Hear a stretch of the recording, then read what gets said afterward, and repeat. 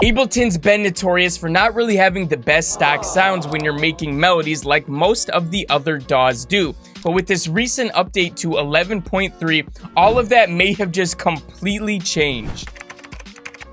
On top of adding a ton of presets and effect racks to all of the already existing instruments, they have just added a brand new synth called Drift. But why would they add another synth when there's already a ton of them? Drift is a compact subtractive synthesizer that comes with a wide sonic palette and an approachable interface. That's great and all, but what makes this different than all the other synths besides being user-friendly? They say the inspiration comes from classic analog synthesizers mixed with Eurorack modules and some new modern sounding synths as well. So this is basically a hodgepodge. I'm game. Let's go check this out. So here's Drift, and right off the bat, you can see you have two different oscillators that you can pick the different shapes you want. You also have your octaves. You can shape or detune them, and you have some parameters for modulation as well. You have some volume levels, and these actually push harmonics into the filter, which also can control everything else from there. You have a noise layer as well, and you have some more pitch modulation parameters. One thing that's really cool about this synthesizer is each one of these sections you're seeing here, the filters, envelopes, the oscillators, the LFO, the mods, all of these have pitch mod controls right here. So you can use them to control other parameters or other things in here, and you can just go absolutely crazy with this thing. It's pretty awesome. So you have your filter over here. You have the normal stuff, frequency, resonance, all this great stuff right here. A couple different types of filters you can pick from, and obviously your frequency modulation parameters as well. You have two envelopes that you can pick from and shape right here, which obviously can control everything that we're talking about for the most part. You have your LFOs right here, you know, your rates. You can go ahead and pick between these 4 different modes, which are pretty dang cool, especially this 1-to-1. I really like how this sounds. Your modulation, and you have a whole modulation thing right here if you want to get even deeper into it. And this stuff right here on the right is really dope. You can choose what mode you want it to be in, mono, synth, poly, all of that great stuff. You can choose your voices. This drift right here actually moves the voices off top of each other so they can be wider sounding and sound even better in the mix. It's absolutely amazing. You have your legato, glide, your pitch bend, range, transposition, velocity, and volume. And yeah, that's pretty much a quick run through of everything that's in this synth. And I'm going to show you guys how you can use this thing to make some really dope sounds in a matter of seconds. But first, let me show you a few of my favorite presets so you can really see how diverse the range of sounds are for this synth.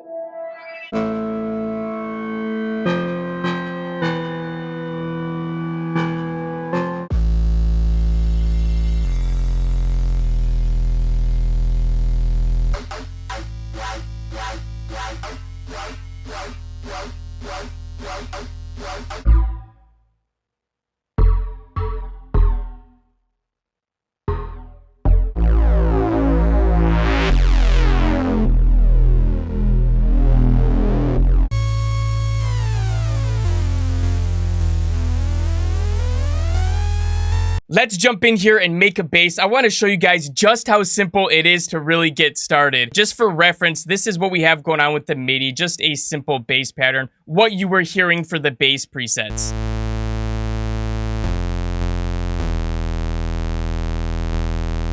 And this is the stock sound. We haven't even started changing anything, so it already sounds pretty decent out of the box. I absolutely love that. But let's jump in right here. I just want to change this to a square because, well, there's 2 different squares here. Let's check this out. Let's just change it to this one. That's already sounding dope. Now we can press these levels up, so we can make this louder if we want.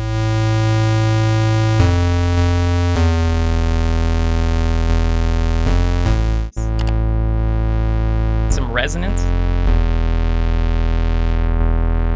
Let's change this first frequency mod right here to velocity. So the velocity will control the filter, and we're just going to turn this up. Let's also put this in mono so we don't have a bunch of voices. I'm going to turn the drift down as well. Let's go over here and play with the shape a little bit. Let's go to velocity on this one, and let's play with this.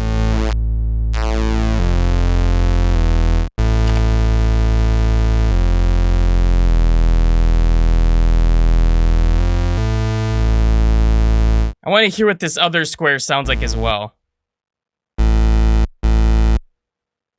Oh, it definitely sounds different.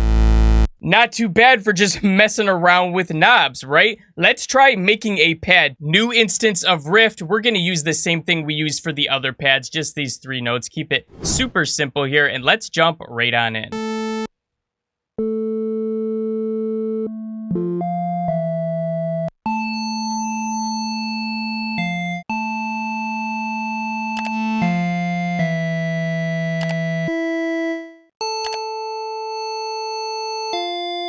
Let's try sending some of this to the LFO as well, and then we can go over here and play with this LFO. Let's put it on 1-to-1. Maybe we'll change this from a sine to, I don't know, let's try triangle.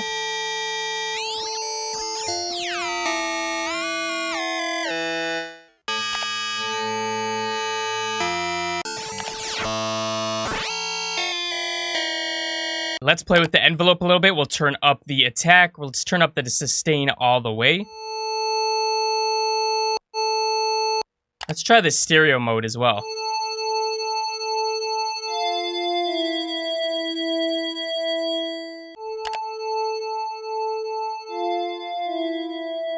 Let's try out this mod as well. Let's go in here. We want to pick the modulation source first. So maybe we'll take that first envelope as well. There's a percentage and what you want to modulate right here. Let's check this out. Let's go for the oscillator 1 shape right here. Oh, that's kind of cool. So you can see it modulating down here. We could throw a little bit of reverb on here as well.